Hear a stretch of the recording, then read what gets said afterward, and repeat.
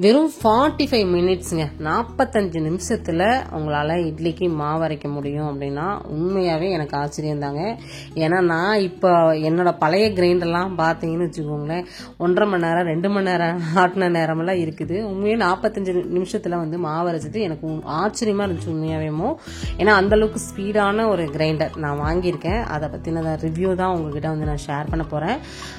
நம்ம வீட்டில் வந்து பார்த்திங்கன்னா காலையிலையும் சரி நைட்டும் சரி, காலையில் டிஃபனுக்காக இருக்கட்டும் நைட்டு டின்னருக்காக இருக்கட்டும் எல்லாமே பார்த்திங்கன்னா டிஃபனில் தான் வந்து ஸ்டார்ட் ஆகி டிஃபனில் தான் வந்து முடியும். மேக்ஸிமம் வந்து நம்ம பண்ணக்கூடியது இட்லி அண்ட் தோசை சப்பாத்தி, இந்த மாதிரி 3 தான் வந்து அஸ் யூஷுவல் எல்லார் வீட்லேயும் இருக்கக்கூடிய ஒரு டிஃபனாக இருக்கும்.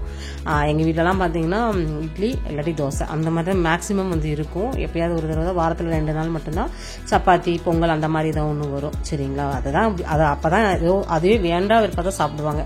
இட்லி தோசைன்னு வச்சுக்கோங்களேன், ஓகேன்னு சாப்பிட்டுக்குவாங்க. பசங்களும் சரி எல்லாருக்குமே அப்படிதாங்க. தோசைனால எல்லாருக்கும் பிடிச்ச ஒன்றா இருக்கும்.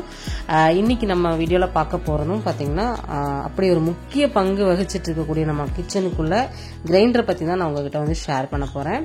கிரைண்டர் வந்து அன்பாக்ஸ் பண்ணி எப்படி அரைக்குது, என்ன மாதிரி டைமிங்கில் அரைக்குது அப்படிங்கிறத உங்ககிட்ட டீட்டெயிலாக வந்து பேசலாம் வாங்க. ஹலோ வணக்கம் friends, welcome to Ghani world சேனலில். இன்றைக்கி வந்து நம்ம இந்த ஷாப்லேயும் போய் ரிவ்யூ அந்த மாதிரிலாம் எதுவுமே இல்லை. இன்றைக்கி நம்ம வீட்டில் இருந்துக்கிட்டே சூப்பரான ஒரு கிரைண்டர் வந்து நம்ம வாங்கியிருக்கோம். அந்த கிரைண்டர் பற்றின டீட்டெயில்ஸ் தான் எல்லாமே வந்து அன்பாக்ஸ் பண்ணி அதில் என்னென்னலாம் கொடுத்துருக்காங்க, என்னென்ன ப்ரைஸ்க்கு வாங்கியிருக்கேன், எவ்வளோ டைமுக்குள்ளே இது வந்து அரைக்குது, எவ்வளோ கிலோ போட்டு அரைக்கலாம் அப்படிங்கிற முழுமையான வீடியோவாக இந்த வீடியோவில் வந்து நம்ம தெரிஞ்சுக்க போகிறோம். நான் இன்றைக்கி வாங்கியிருக்கிறது வந்து பார்த்திங்கன்னா ஜோதிலட்சுமி கிரைண்டருங்க. இவங்க வந்து பார்த்திங்கன்னா மேனுஃபேக்சரர் கிட்டேருந்து நான் வாங்கியிருக்கேன். நிறைய வீடியோஸ் போடுறேங்க. இதனால் நம்மளுக்கான ஒரு பெஸ்ட்டான ஒரு பொருள் வாங்கணும் அப்படின்னா நிறைய தேடுவோம் இல்லையா, அப்படி தேடி வாங்கின பொருள் தான் வந்து நம்ம ஜோதிலட்சுமி கிரைண்டர். முழுக்க மேனுஃபேக்சரருங்க. நீங்கள் சிங்கிளாக ஒரு கிரைண்டர் வேணும்னாலும் நீங்கள் வாங்கிக்கலாம். நான் மட்டும் இல்லை, நீங்களும் வாங்கிக்கலாம். நம்ம கோயம்புத்தூரில் அந்தளவுக்கு பெஸ்ட்டாக வந்து பண்ணிகிட்ருக்காங்கங்க. இந்த கிரைண்டரில் வந்து பார்த்திங்கன்னா எனக்கு ஒரு சூப்பரான ஒரு கிஃப்டாகவும் வந்து ஒரு மினி கிரைண்டர் ஒன்று கொடுத்துருக்காங்க. கிரைண்டர் கிடையாது, மினி ட்ரம்மு, மசாலா ட்ரம்முன்னு ஒன்று கொடுத்தாங்க. உண்மையாகவே அது ரொம்ப அழகாக இருந்துச்சு. அதை தான் உங்ககிட்ட வந்து ஷேர் பண்ண போகிறேன். ரெண்டையுமே வந்து உங்களுக்கு அன்பாக்ஸ் பண்ணி ஷேர் பண்ண போகிறேன். வித் ப்ரைஸ், இது என்ன ப்ரைஸு அப்படிங்கிறதையும் நான் உங்ககிட்ட சொல்ல போகிறேன். ஏன்னா வந்து இந்த கிரைண்டர் எந்த அளவுக்கு வந்து நம்ம அரைச்சி எடுக்கிறோம் அப்படிங்கிறதையும் நம்ம பார்க்கலாம். ஏன்னா எனக்குமே வந்து ஃபஸ்ட் டைம் தான் நான் இதை ரிவ்யூ பண்ணுறேன். ஏன்னா வந்து ஆல்ரெடி இருக்கக்கூடிய கிரைண்டர் வந்து என்னோடது ரொம்ப ஸ்லோவாகிடுச்சுங்க. கிட்டத்தட்ட நான் வந்து ஒரு 1.5-2 மாதமாக மாவு வந்து கடையில் வாங்கி தான் சாப்பிட்றேன். கடையில் மாவு வாங்கினா எப்படி இருக்கும் உங்களுக்கே தெரியும்ல, டெய்லி போய் வாங்குறது அதே வேலையாக இருந்துச்சு. சரி ஓகே அப்படி சொல்லிட்டு தான் நம்ம ஜோதிலட்சுமிலேயே கிரைண்டர் ஒன்று வாங்கிக்கலாம் அப்படின்னு சொல்லிட்டு அங்கேயே வாங்கிட்டேன். அவங்க கோயம்புத்தூருக்குள்ளே இருந்தாலும் நம்மளுக்கு வந்து அவங்களே வந்து அனுப்பி வச்சிடுறாங்க. அதனால் பிரச்சனையே இல்லை, வீட்டுக்கே தேடி வந்துடும் இந்த கிரைண்டரு. மினி ட்ரம்முங்க, இது மசாலா ட்ரம்முன்னு சொன்னாங்க. நீங்கள் வந்து சட்னி போட்டுக்கலாம், மசாலா இது மாதிரி அரைக்கிற மாதிரி இருந்தால் அதுவும் நீங்கள் வந்து இது பண்ணிக்கலாம். நான் வந்து அடுத்தது வந்து கிரைண்டருக்கு போயிடலாம் நேராக. ஏன்னா நான் வந்து அரிசியெல்லாம் ஊற வச்சுட்டேன். இது எப்படி அரைக்குங்கிறத லைவாக உங்ககிட்ட ஷேர் பண்ணிக்கலாம் அப்படிங்கிறதுக்காக தான் இந்த வீடியோவை வந்து நான் அப்படியே எடுக்கிறேன். ஃபஸ்ட்டு வந்து பாக்ஸ் வந்து நம்ம ஓப்பன் பண்ணிடலாம். எந்த மாதிரி உங்களுக்கு சேஃபாக அனுப்பி வச்சுருக்காங்கங்கிறதையும் பார்க்கலாம். சரிங்களா, இந்த ஜோதிலட்சுமி கிரைண்டர் கம்பெனி வந்து பார்த்திங்கன்னா கோயம்புத்தூர் நரசிம்மநாயக்கம் பாளையத்தில் தான் இவங்க வந்து இருக்காங்க.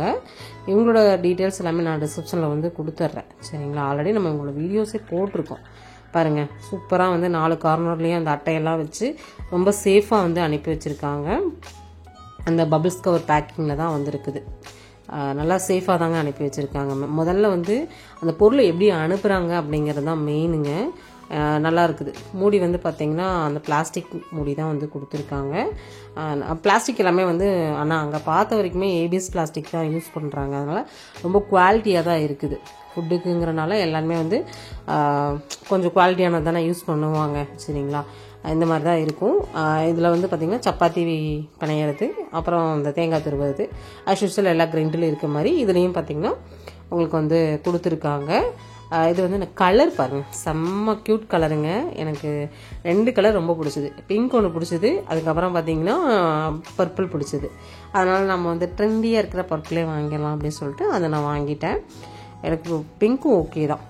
நான் ஆல்ரெடி வச்சுருந்தது பார்த்திங்கன்னா செரி ரெட்டுன்னு சொல்லுவோம் இல்லையா, அந்த கலர் வச்சுருந்தேன். அது கொஞ்சம் டிம்மாக இருக்கிற மாதிரி தான் இருக்கும். நான் வந்து ஈவினிங் டைம் ஆகிடுச்சு, உள்ளே கொஞ்சம் இருட்டாக தான் இருக்கும், அதனால் வெளியில் வச்சு அரைக்கலான்ட்டு எங்கள் வீட்டு வாசலில் வச்சே தான் அந்த ரிவ்யூ வந்து நான் எடுத்துகிட்ருக்கேன். இது வயர் வந்து நல்லா பார்த்திங்கன்னா ஒரு 3 மீட்டர் பக்கமே வந்து வயர் கொடுத்துருக்காங்கங்க. நல்லா லாங்காக வயர் பாக்ஸ் இருந்தாலும் அதில் வச்சு நம்ம ப்ளக் பண்ணிக்கலாம். எனக்கு உள்ளே இருக்கக்கூடிய கனெக்ஷனுக்கே வந்து கரெக்டாக இருந்துச்சு.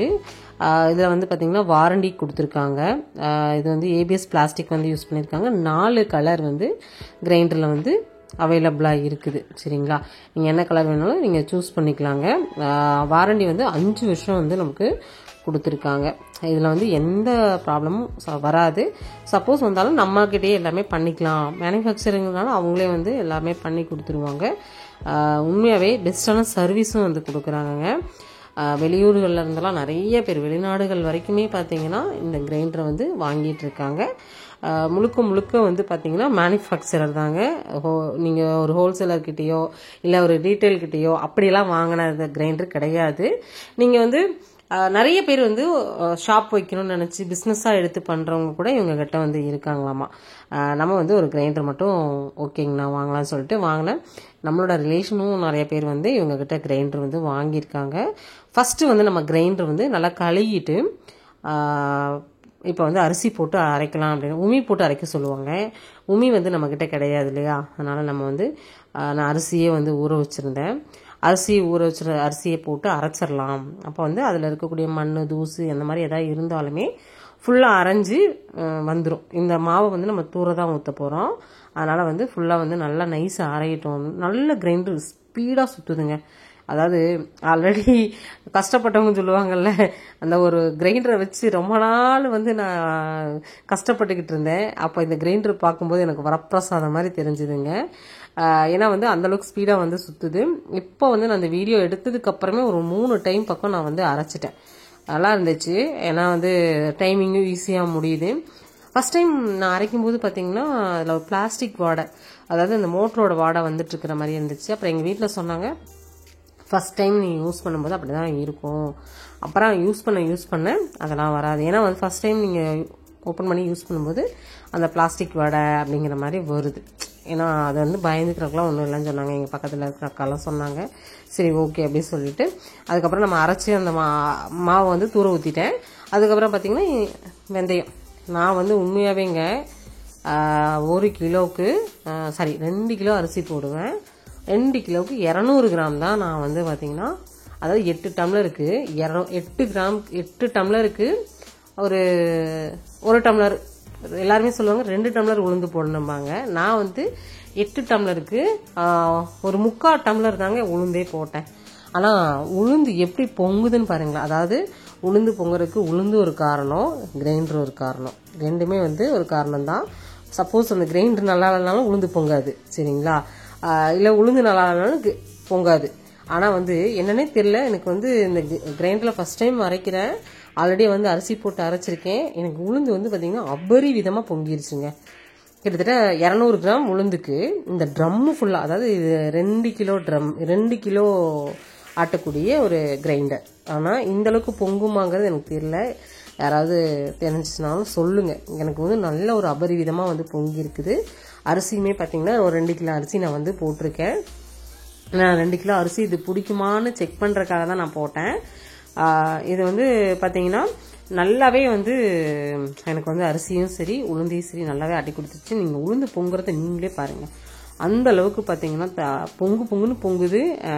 எனக்கு வந்து இன்னும் கொஞ்சம் அரைக்கலான்னு கூட தோணுச்சு. ஆனால் வந்து பார்த்திங்கன்னா உளுந்து நிறைய ஆயிடுச்சு அப்படி சொல்லிட்டு நான் எடுக்க ஆரம்பிச்சிட்டேன். நல்லா உளுந்து நல்லா நைஸாக வந்து அரைச்சிருச்சு. அதுவும் இல்லாமல் புதுன்னு வருதுங்க. அதாவது இட்லிக்கான இது வந்து பார்த்திங்கன்னா நல்லா அப்படி பொங்கி வந்தால் தான் இட்லியுமே வந்து அவ்வளோ சாஃப்டாக இருக்கும்.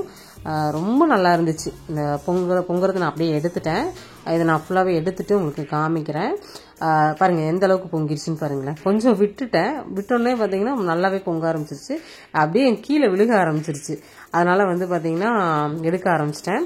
இதை எடுத்து முடிச்சோடனே நம்ம வந்து அடுத்தது வந்து அரிசி போட போகிறோம். இது ரொம்ப நல்லா இருக்குங்க. எனக்கு உளுந்துலேயே வந்து இந்த கிரைண்டர் வந்து சாட்டிஸ்ஃபைடு ஆகிடுச்சு. உங்கள் யாருக்காவது நீங்கள் இந்த கிரைண்டர் வாங்கணுன்னாலும் இவங்களோட டீட்டெயில்ஸ் எல்லாமே டிஸ்கிரிப்ஷனில் கொடுத்துருக்கேன், ஸ்க்ரீனில் நம்பர் கொடுத்துருக்கேன். நீங்கள் காண்டாக்ட் பண்ணிக்கோங்க. நீங்கள் எங்கேருந்து வாங்கினாலும் வாங்கிக்கலாம். இதோட ப்ரைஸ் வந்து பார்த்தீங்கன்னா 3500 ரூபா. இந்த கிரைண்டர் மட்டும் வாங்கினீங்க அப்படின்னா 3500 ரூபாங்க. நான் வந்து பார்த்தீங்கன்னா இதோட சேர்த்து தான் வேணுனேன். அதாவது அந்த மினி ட்ரம் ஒன்று கொடுத்துருக்காங்க இல்லையா, மசாலா ட்ரம்முன்னு, அந்த மசாலா ட்ரம்மோடையே எனக்கு கொடுத்துருங்கன்னு சொன்னதுனால அதுக்கு வந்து ஒரு 500 ருபீஸ் வந்து சேர்த்து கொடுத்துருங்க அப்படின்னு சொன்னாங்க. நீங்கள் தனியாக வாங்கினீங்கன்னா அந்த ட்ரம் வந்து 1000 ரூபா 1500 ரூபா வரும். ஆனால் நம்மக்கிட்ட நீங்கள் இந்த கிரைண்டரோட பர்ச்சேஸ் பண்ணும்போது 500 ருபீஸ்க்கு நீங்கள் வாங்கிக்கோங்க. நாங்கள் இன்னும் அதுதான், நீங்கள் கேட்டுக்கோங்க உங்களுக்கு எப்படி தராங்கங்கிறதையும் நீங்கள் பாருங்கள். 4000க்கு ஒரு சூப்பரான ஒரு மேனுஃபேக்சரர்கிட்ட இருந்து கிரைண்டரும் வாங்கிட்டேன். அது கூட பார்த்தீங்கன்னா மினி ட்ரம்மும் வாங்கிட்டேன். ஆக்சுவலாக வந்து இந்த மாதிரி ஒரு கிரைண்டரு என் தம்பி ஒய்ஃப் வந்து வாங்கியிருக்காங்க 7000க்கு. சரிங்களா, 7000க்கு வாங்கியிருக்காங்க. அப்போ தான் சொன்னாங்க, எனக்கு முதல்ல இதெல்லாம் சொல்லியிருக்கலாமா அப்படின்னு சொன்னாங்க. நமக்கு இப்போ தானே தெரிஞ்சுது நம்ம ஜோதிலட்சுமி கிரைண்டர் வந்து இந்த அளவுக்கு பெஸ்ட்டாக இருக்கும்னு. தெரியாது இல்லையா. ஓகே, நமக்கு தெரிஞ்ச விஷயத்தை எல்லாருக்கும் ஷேர் பண்ணுவோம் அப்படிங்கிறதுக்காக தான் இதை உங்களுக்கு ஷேர் பண்ணியிருக்கேன். கிரைண்டர் வாங்கணும்னு நினைக்க உங்கள் ஃப்ரெண்டுக்கு இந்த வீடியோவை ஷேர் பண்ணுங்கள். இல்லை நீங்களே கிரைண்டர் வாங்கணும் அப்படின்னாலும் கான்டாக்ட் பண்ணுங்கள் இந்த நம்பருக்கு. சரிங்களா, ஒரு பெஸ்ட் கிரைண்டரை வந்து ரிவ்யூ பண்ண சாட்டிஸ்ஃபைடோட இந்த வீடியோவை நம்ம வந்து முடிச்சுக்க போகிறோம். நான் இதில் டைமிங் அந்த மாதிரிலாம் வச்சு வீடியோ போடணும்னு நினச்சேங்க. ஆனால் எங்கள் வீட்டில் அழகான ஒரு பேர்டு வச்சு வளர்த்துட்டு இருந்தோம், அது பறந்து போயிடுச்சு. அதனால் அந்த ஒரு டென்ஷனில் வந்து எங்களால் இது பண்ண முடியல. பசங்களும் அந்த பார்த்திங்கன்னா அந்த பேர்டை தேடுறதுக்கு அங்கே எங்கேன்னு ஓடிட்டானுங்க. அதனால் நானே என்னோட கையில் எடுக்கிற மாதிரியான ஒரு சூழ்நிலை வந்து வந்துருச்சு. இல்லாட்டி வந்து பார்த்திங்கன்னா இந்த வீடியோ வந்து டைமிங் வச்சு உங்களுக்கு எல்லாமே நான் பண்ணி கொடுக்கலான்னு நினச்சேன். சரி, ஓகே ஃப்ரெண்ட்ஸ், இந்த வீடியோ நம்ம இதோட முடிச்சுக்கலாம். நெக்ஸ்ட் இன்ட்ரெஸ்டிங்கான சூப்பரான ஒரு யூஸ்ஃபுல்லான விளாகில் மறுபடியும் நம்ம சந்திக்கலாம்.